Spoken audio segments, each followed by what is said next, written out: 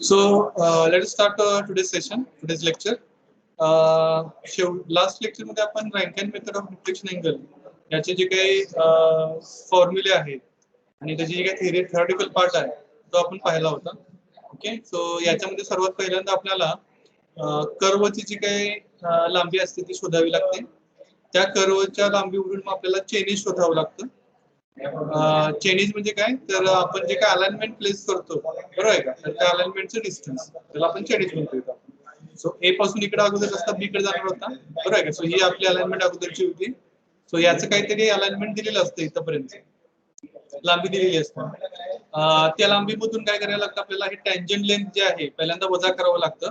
म्हणजे आपल्याला हा एवढ्या ए पासून T1 भागापर्यंत आपल्याला लांबी मिळते. तिथून पुढे मग जो काही कर्वला लेंथ असतो, कर्व लेंथ असते ती आपल्याला ऍड करावी लागते या ए T1 या डिस्टन्स मध्ये. म्हणजे आपण या T2 डिस्टन्स पर्यंत येतो. म्हणजे त्याचा अर्थ काय झाला की ए T1 आणि T1 पासून T2 पर्यंत असा कर्व रस्ता माझा चाललेला. ओके, सो ऐकू येते का सर्वांना बाळांनो? रिप्लाय द्या मला.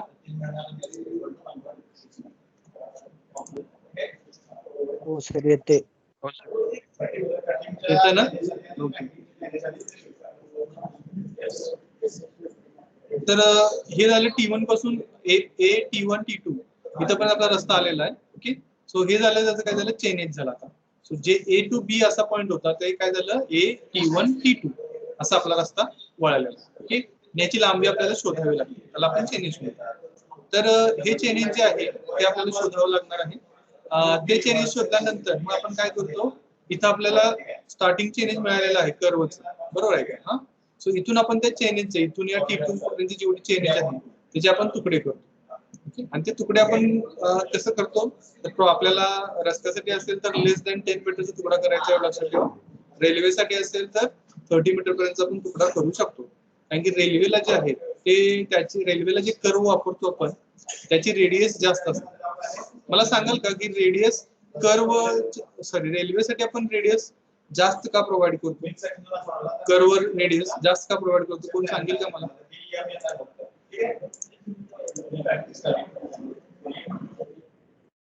कोणी सांगा मला. काय म्हटलं? परत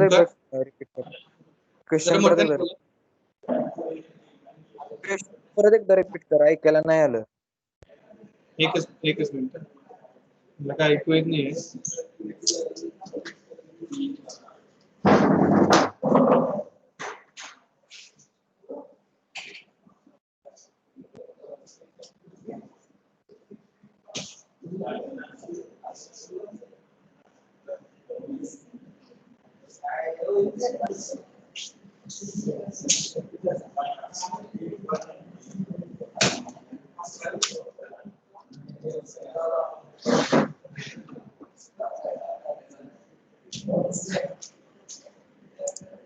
ओके, सो काय म्हणतो अंका?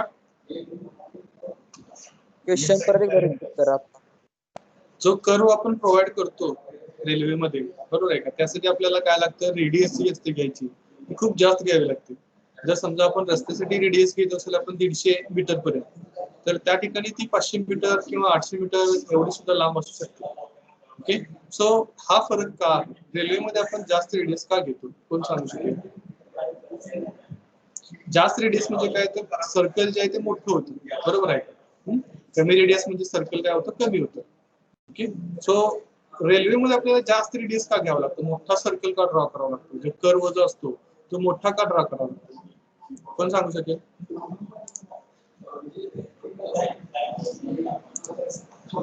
बेसिक रेल्वेची रेंज होते, काय होते, रेल्वेची लेंथ जास्त, रेल्वेची लेंथ.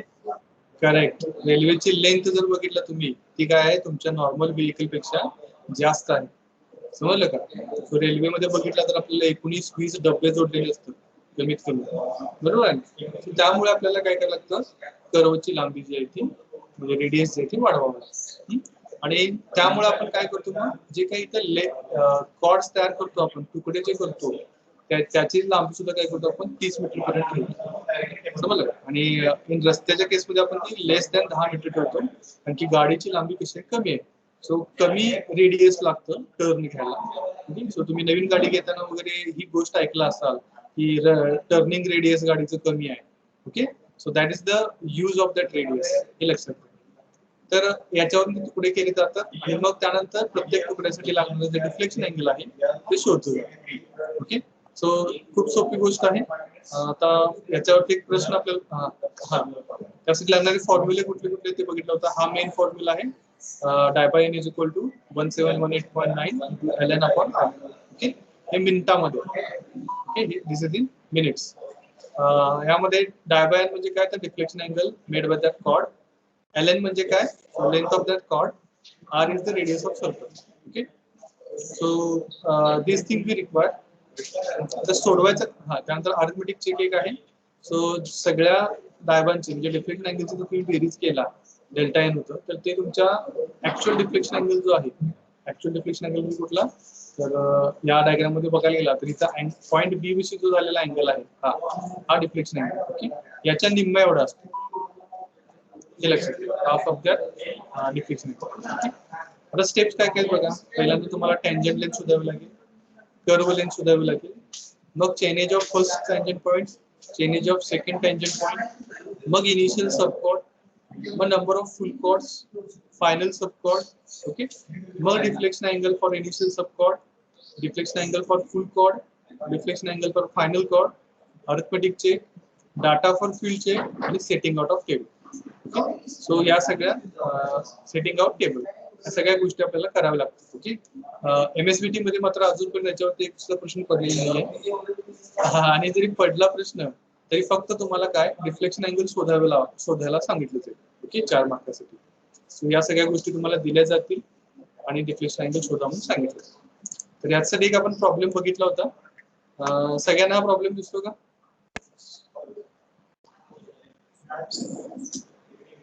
सर्वांना हा प्रॉब्लेम दिसत आहे का? दिसत आहे ना? आता हा प्रॉब्लेम बघूया आपण वाचून. तर 2 टँजंट लेंथ आहे, sorry 2 tangents intersects at chainage of 1250, 1250 metre. Okay, the angle of intersection दिलेला आहे 150 मीटर. सगळा डाटा त्यांना शोधायचा आहे. ओके, सो आपण हा प्रश्न सगळा सोडवणार आहे irrespective of our MSBT syllabus. Okay, set out a curve of radius 250 metre. Okay, 250 metre radius दिलेला आहे. डिफ्लेक्शन अँगल मेथडचा उपयोग करा म्हणून सांगितलेला आहे. आणि यामध्ये पेग इंटरवल जे आहे, पेग इंटरवल जे आहे ते तुम्हाला सांगितलेलं आहे 20 मीटर घ्या. ओके, लिस्ट काउंट 20 सेकंद आहे म्हणून सांगितलेलं आहे.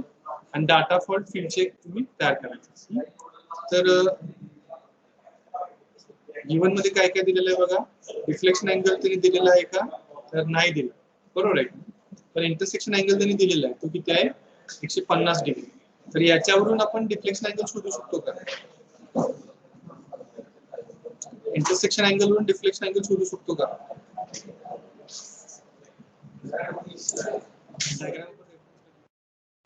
सो या ठिकाणी बघा, इथे इंटरसेक्शन अँगल असतो या बीच्या ठिकाणी इथे.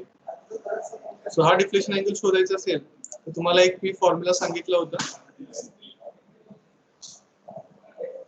180 degree minus your intersection angle. Okay, so 180 degree minus 150 degree is equal to 30 degree. So you get the deflection angle as 30 degree. Okay. Then they have given you the chainage of intersection.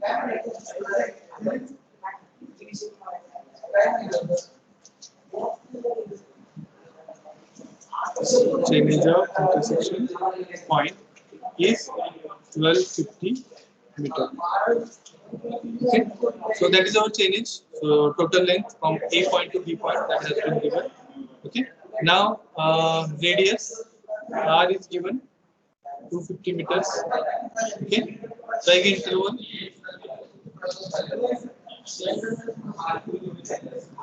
that is 20 meters. And list count 20 seconds they have given. Okay. Now what we have to do? We have to now solution as per our requirement. Okay. So look at it. What is the first point? We have to find the tangent length. Okay.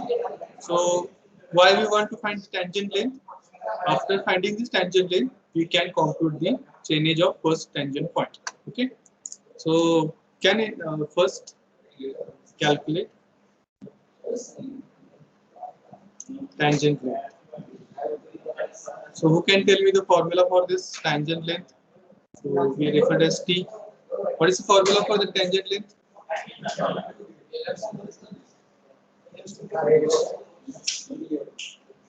कोण सांगेल? बघा आठवा तुम्हाला लिहून दिलेला आहे गोष्टी सगळ्या.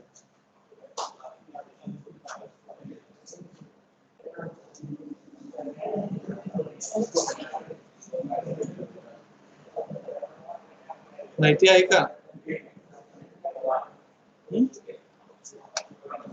R into 10. R into tan phi by Divided 2. deflection angle divided by 2. That is the formula. Okay. So R here we have 250 meters. Tan of 30 degree divided by 2. So what is saying T? What should be the T? T is the tangent length. Okay. सांगा बरं किती येतं answer याचं?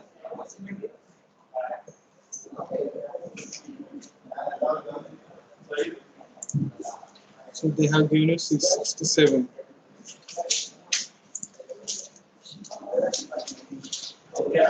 $66.98.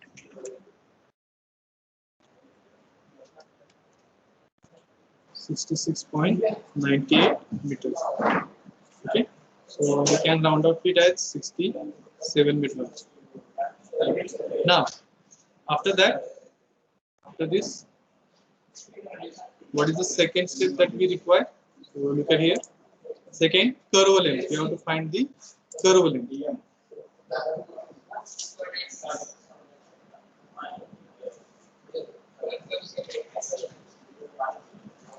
Curve length. Okay, so curve length is, now we can use this symbol, that is small l. Okay, instead of that we use CL. Okay, what is the formula of that curve length? What is the formula of that curve length?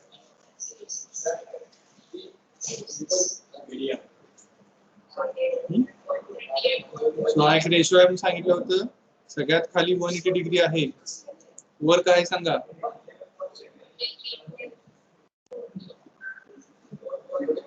phi into r into phi हा formula आहे. So value put करा, phi into 250 into 30 degree divided by 180 degree. सांगा बरं किती येते answer याचं?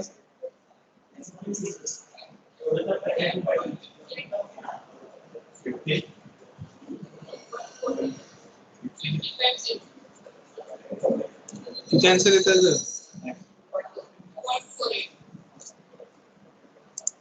130.81.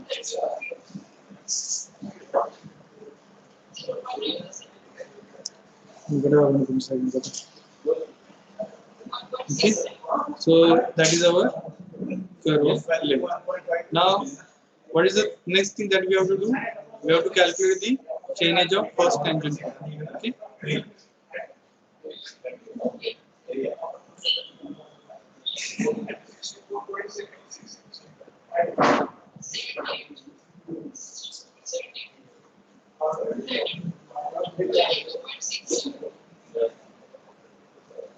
So third step is calculate chainage of first tangent point, that is T1. Okay, in this case T1. Okay, so what is the formula for that T1? Sorry, AT1. Okay, from A to T1. What is the chainage formula? So chainage of intersection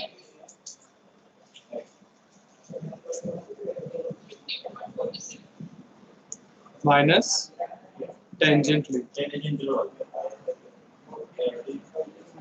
Okay, so what is chain age of intersection? 1250 meters minus 67 meters. So calculator आहे का रे कोणाकडे?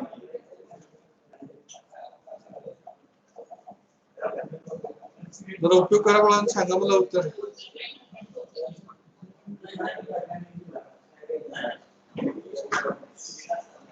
जरा लवकर सांगा. किती? 1183. 1183 metres. हे झालं तुमचं chainage of first tangent. Okay, now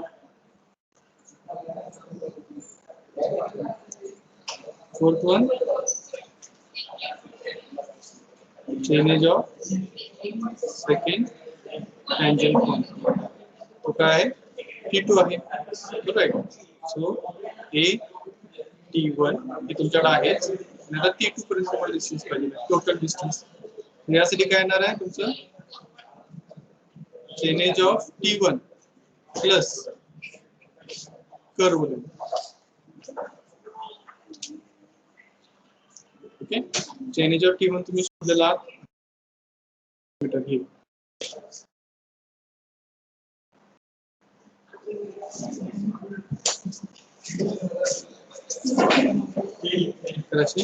metre अधिक तुम्ही मगाशी तर चेनेज कर्व लेंथ सुद्धा शोधला होता, बरोबर आहे का? 130.89 मीटर. तेच तुम्हाला इथे वापरायचं आहे.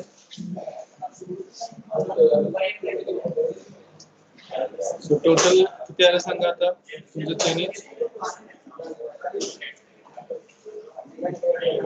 किती सांगा? 1313.89 मीटर. समजलं का? सो बघा, तुमचा जर कर्व नसता, बरोबर आहे का, कर्व नसता तर तुमची चेनेज किती होती? फक्त 1250 मीटर होती, बरोबर आहे का? कर्व इथं आल्यामुळे तुमचं चेनेज वाढलेलं आहे का? तुमच्या रस्त्याची लांबी वाढली का? समजलं का? एक मिनिट बघा.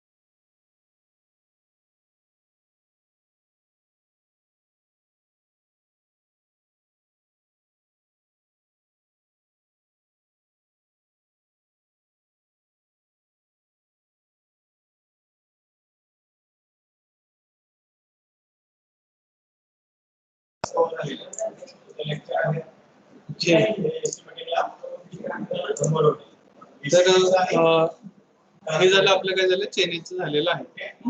आता चेनेज नंतर चेनेज ऑफ सेकंड पॉइंट झाला. आता इनिशियल सबकॉर्ड शोधायचं. इनिशियल सबकॉर्ड शोधण्यासाठी आपण काय करायचं आहे? तर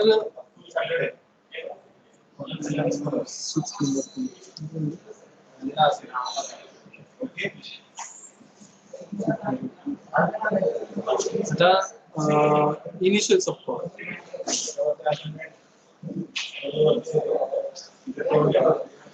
आता इनिशियल सबकॉर्ड कशी शोधायची? तर इनिशियल सबकॉर्ड शोधताना आपल्याला चेनेज ऑफ T1 पॉइंट माहिती. चेनेज ऑफ T1 पॉइंट आहे 1183. आता इनिशियल सबकॉर्ड म्हणजे काय तर सांगितलं होतं तुम्हाला. तर कर्व असं सुरू होणार आहे तुमचं, बरोबर आहे का? सो इथे तुमचं काय असणार? T1 पॉइंट होणार. इथं या A पासून असं A पासून इथे T1 पर्यंत हे तुम्हाला डिस्टन्स दिलेलं आहे 1183 मीटर, बरोबर आहे. आता इथून तुम्ही पुढे जाणार आहे, बरोबर. पुढे जात असताना तुम्हाला काय करावं लागतं? या 1183 मीटरला काहीतरी एक राऊंड ऑफ व्हॅल्यू करावं लागते, एक तुकडा करावा लागतो. समजलं का? म्हणजे इथून इथपर्यंत तुकडा तो करणार आहे. समजा या T1 पासून तुम्ही इथपर्यंत हा तुकडा करणार, बरोबर? सो याची लांबी किती ठरवणार आहे तुम्ही? इनिशियल लेंथ ती या 1183 एवढं ठरवायची. याच्यापेक्षा ती निश्चितच जास्त पाहिजे, बरोबर? पण तुमचं जे काय पेग इंटरव्हल दिलेलं आहे आणि पेग इंटरव्हल जे दिलेलं आहे त्यापेक्षा लेस पाहिजे, एवढं लक्षात ठेवा. ओके, सो म्हणजे डिफरन्स, हा डिफरन्स आहे लक्षात ठेवा. डिफरन्स जो आहे तो त्याच्यातला तर यामधला आणि पुढच्या व्हॅल्यू. ओके, सो आता बघा कसं पद्धतीने आपण इनिशियल सबकॉर्ड शोधतो.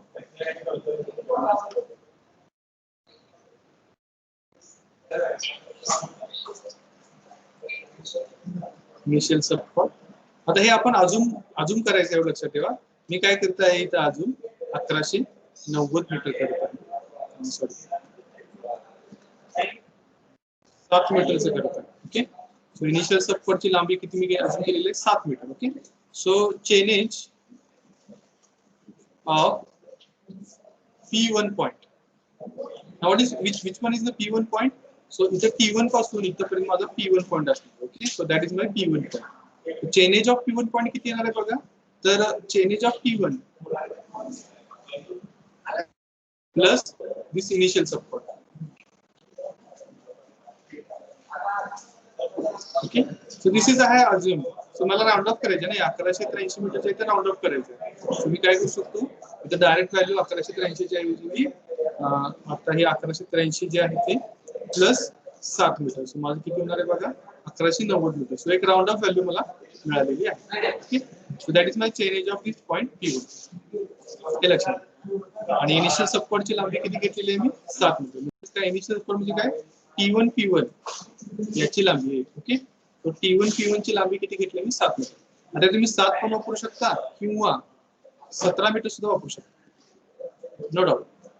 ओके, 17 मीटर जर घेतला इथे समजा, इथे काय केलं समजा 1183 अधिक 17 मीटर जर घेतलं तर हे किती येते बघा. सो साधारणतः 10, 20, 1200 मीटर येतं का.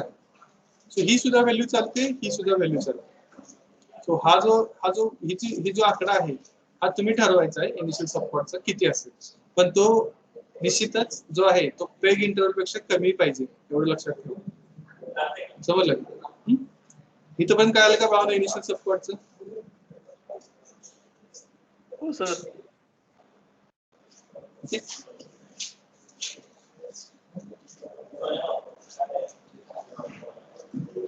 आता इनिशियल सबकॉर्ड झालेले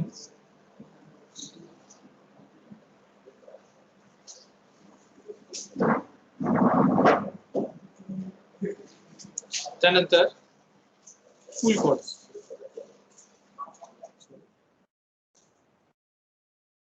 Number of full chords, just not full chords. We have to mention the number of full chords. Okay, so how to do that? So for that we require change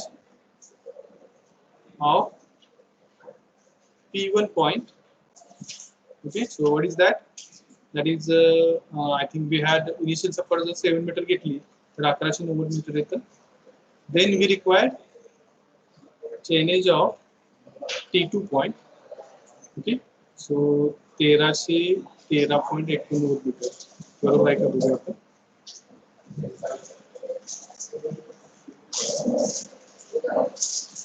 Yes, so इथे आमची आपली chainage आहे या T2 point. Okay, 1313.19. या दोन गोष्टींची आपल्याला गरज लागते. ओके, सो या दोन गोष्टींवर आपण काय शोधायचं आहे तर नंबर ऑफ फुल कॉर्ड्स किती लागतात. ओके, सो यासाठी आपल्याला पेग इंटरव्हल दिलेला आहे.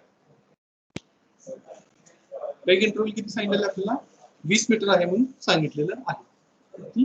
आता बघा कसं शोधायचं असतं number of full chords. Okay, so number of full chords is equal to chainage of T2 point minus change of P1 point. Okay, divided by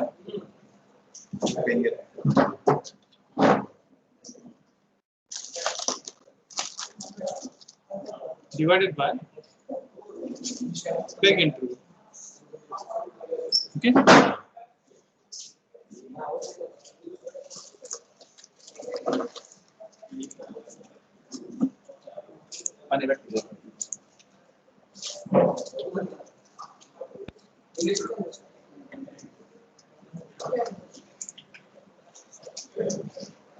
Now, how? Now we have to put the values. New page. आता कसं करायचं बघा. Change of T2 point आपल्याकडे आहे तर so 1313.89 वजा पहिल्या पॉइंटचं change किती आहे 1190 भागिले पेग इंटरवल किती आहे 20 मीटर. बरोबर आहे का. सो मला सांगा 6.19 नंबर ऑफ फुल कॉर्ड्स 6.19 येणार बरोबर आहे का. पण आपल्याला पूर्ण व्हॅल्यू पाहिजे. हे जे 19 आहे ते पुढचं पॉइंट नंतरचं जे काय असतं ते घ्यायचं नाही. So therefore number of full chords is equal to 6. जे कंप्लीट झालेला आहे आकडा तो घ्यायचा. समजलं का बाळांनो. इथं नंबर ऑफ फुल कॉर्ड्स किती आले त्या 6 आले बरोबर. आता इथं महत्वाचा प्रश्न आहे की फुल कॉर्डची लांबी किती बरोबर आहे का. लेंथ ऑफ फुल कॉर्ड किती आहे सांगा. लेंथ ऑफ फुल कॉर्ड किती आहे सांगा.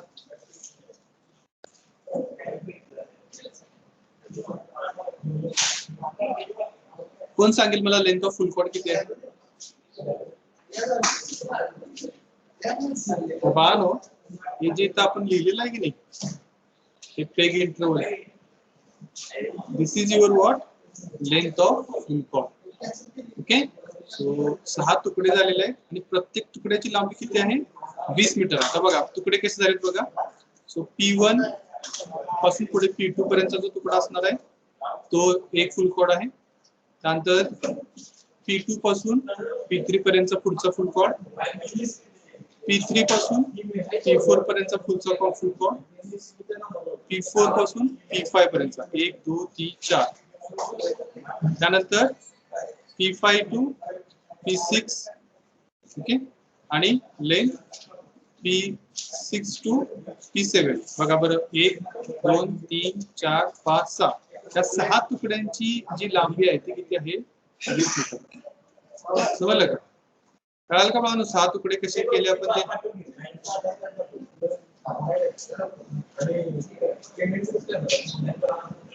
त्यानंतर आपल्याला काय करायचं फायनल सबकॉर्ड. ओके. आता फायनल सबकॉर्ड कशी शोधायची बघा बरोबर. आता तुम्ही जर बघितला इथं नंबर ऑफ फुल कॉर्ड करताना शेवटी आपल्याला 0.19 काय तर राहिलं होतं बरोबर आहे का. म्हणजे 6 तुकडे केल्यानंतर सुद्धा आपल्याला काय होते पुढे काहीतरी एक अमाऊंट शिल्लक राहते. ती जी अमाऊंट शिल्लक राहते की नाही ती तुमची फायनल सबकॉर्ड असते. ते कसं शोधायचं ते बघ. सो फायनल सबकॉर्ड करताना काय करावं लागतं बघा. आपल्याला कुठल्या गोष्टींची गरज लागते की बघा. पहिल्यांदा आपल्याला काय लागतं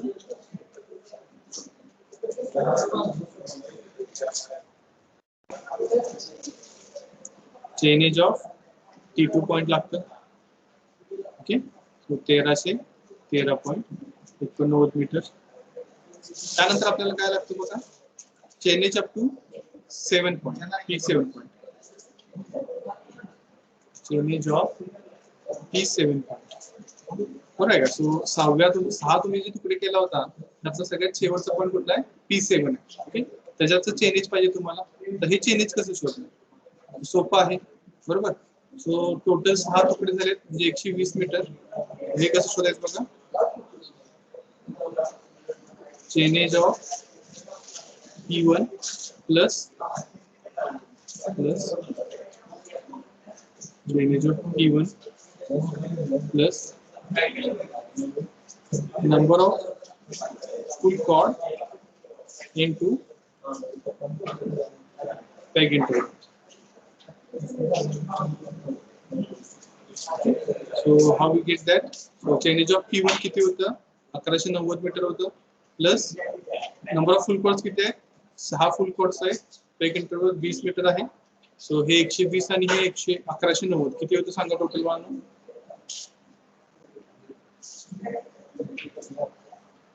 1210 होतं का?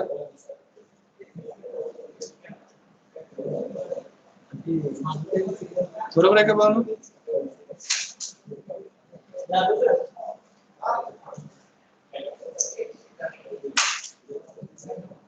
तेराशे दहा 1310 होतं का? 1310 ओके, सो 1310 होतं का बाळांनो?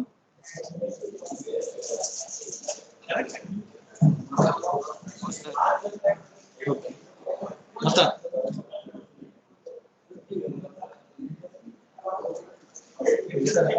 यानंतर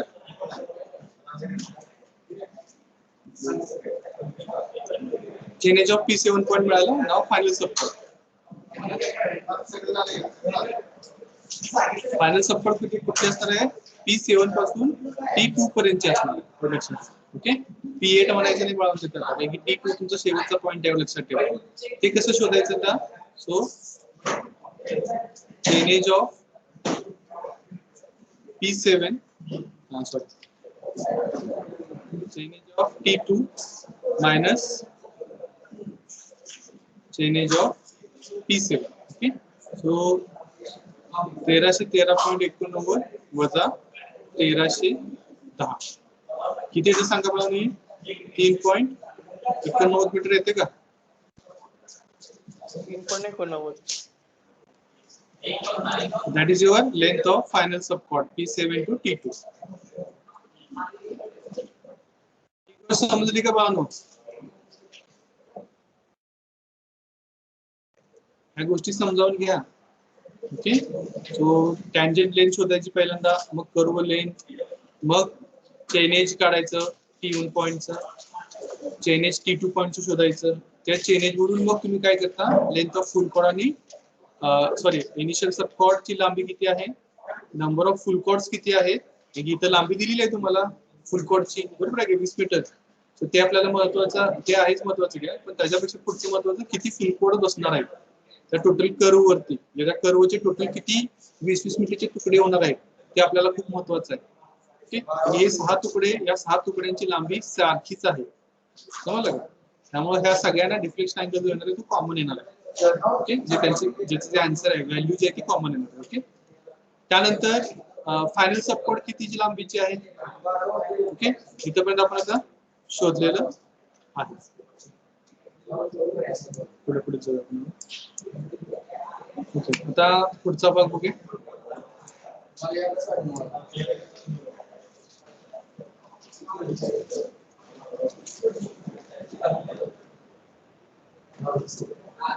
ओके, आता पुढचा भाग बघा काय. सो इथपर्यंत 7व्या स्टेप पर्यंत आपलं झालेलं आहे, फायनल सबकोड काढलेला आहे. आता डिफ्लेक्शन अँगल शोधायचं, सगळ्यात महत्त्वाची गोष्ट. ओके, इनिशियल सबकोड साठी, फुल कोड साठी आणि फायनल कोड साठी. ओके, सो आता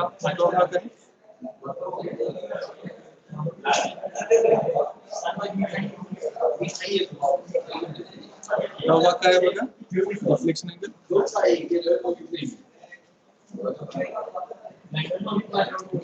डिफ्लेक्शन अँगल पहिल्यांदा आपण कशासाठी करणार आहे? इनिशियल कॉर्ड, इनिशियल सब. यासाठी फॉर्म्युला काय बघा आपल्याकडे? फॉर्म्युला सांगा आपल्याकडे deflection angle for first point, बरोबर आहे का? सो P1 किंवा नुसतं 1 आपण म्हणूया.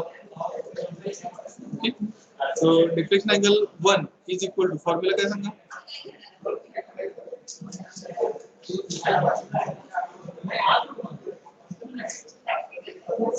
भागिले इथं R आहे एवढं मी सांगतो. वरती काय सांगा? 1718.9 L1. ओके, पहिल्यांदा L1 म्हणजे काय ते माहिती पाहिजे. Therefore L1 is equal to length T1 which is equal to 7 meters. हे आपल्याकडे आहे, R हे आपल्याकडे आहे. So now calculate delta 1 1718 into 7.9 into 7 divided by 8. सांगायचं आन्सर किती येतात हे आन्सर मला कशात सांगायचं आहे पहिल्यांदा मिनिटामध्ये सांगायचं. सांगा बरं किती आन्सर आहे त्याचा. आर ची व्हॅल्यू लिहायची पाहिजे. आर किती आहे रे.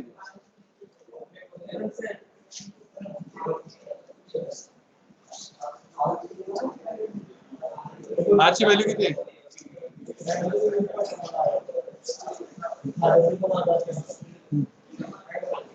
सांगा लवकर बाळांनो.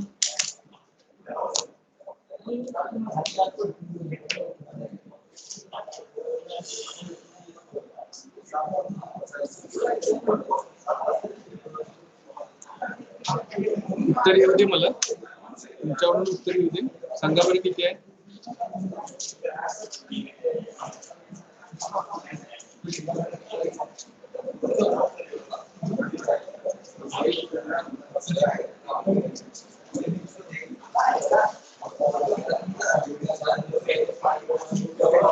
किती उत्तर आहे सांगा बरं. कारण की आता हे आणि पुस्तकातलं उत्तर वेगळं असतं काय. पुस्तकामध्ये त्यांनी काहीतरी विविध व्हॅल्यू घेतली असते काय. 48.12.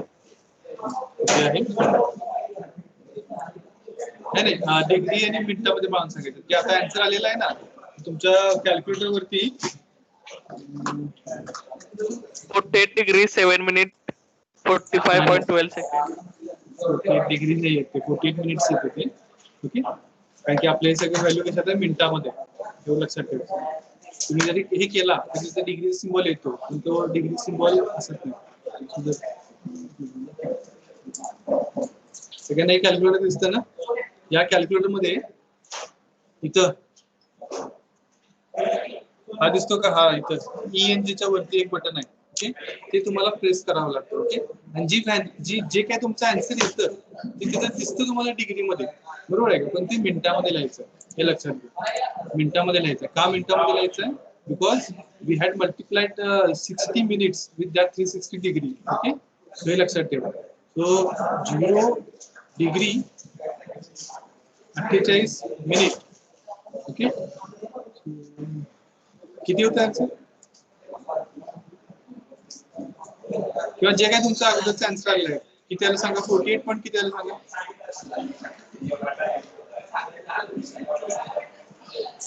48.12. बरोबर आहे का ना. हे मिनिटामध्ये आलेलं आहे. त्याला भागिले परत 60 करायचं. त्याला भागिले काय करायचं परत 60 करा. किती येतं सांगा.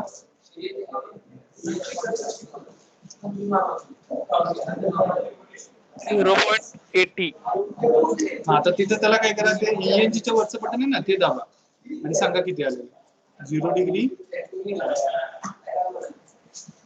48 minutes 48 मिनिट्स 7.2 seconds. किती 7.2. म्हणजे 7 seconds. Okay so this is your answer. Okay पण आता इथे आपल्याला डायरेक्ट काय करता कामा नये. पण आपल्याला पुढे जाऊन काय करायचं लक्षात ठेवा. आपण जर प्रश्न बघितला तुम्ही जे इन्स्ट्रुमेंट वापरलाय की नाही त्या इन्स्ट्रुमेंटचा लिस्ट काउंट किती दिलाय बघा त्यांनी. 20 सेकंद दिलं. बरोबर आहे का. मग आता तुमच्या इन्स्ट्रुमेंटचा जर लिस्ट काउंट 20 सेकंद असेल तरी 7 सेकंद त्यामध्ये घेता येईल का आपल्याला. ते सेट करता येईल का आपल्याला. येणार आहे का सांगा सेट करायला. नाही. बरोबर आहे का. सो आपल्याला तो पुढे जाऊन काय करावं लागतं. हा 7 सेकंद जो आहे तो आपल्याला बदलावा लागतो. ओके 20 च्या पटीमध्ये आन्सर यायला पाहिजे. 20 च्या पटीमध्ये कसं एक तर 0 सेकंड 20 सेकंड किंवा 40 सेकंड या 3 पैकी एकच व्हॅल्यू यायला पाहिजे. एवढं लक्षात ठेवा. 7 सेकंड येईल का रे. 7 सेकंड येईल का.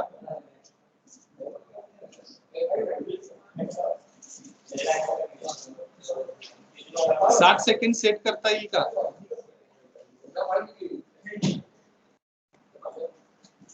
हो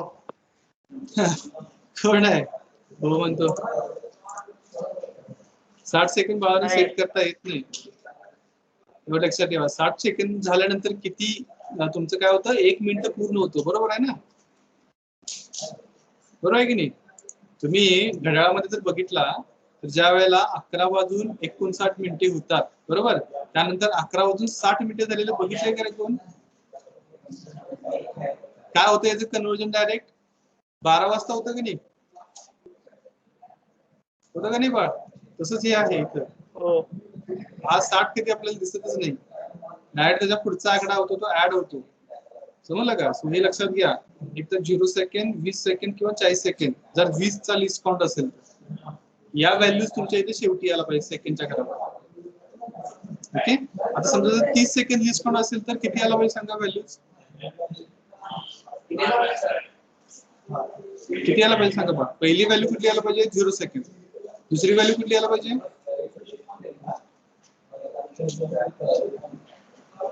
सांगा बरं बाळा लवकर.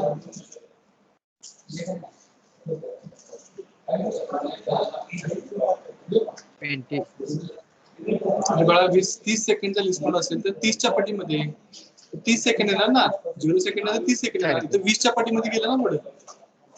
आता ह्याच्या पुढे 30च्या पुढे किती येणार सांगा?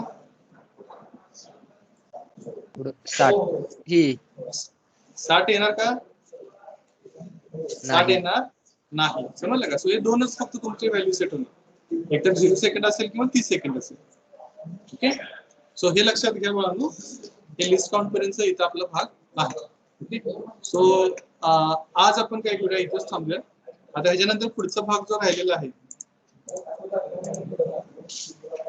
इथं आहे फायनल सब डिफ्लेक्शन अँगल फुल क्वाड साठी, डिफ्लेक्शन अँगल फायनल सब क्वाड साठी, चेक आणि डाटा आणि सेट आउट टेबल. या सगळ्या गोष्टी आपण काय करूया पुढच्या लेक्चर मध्ये डिस्कस करू. ओके,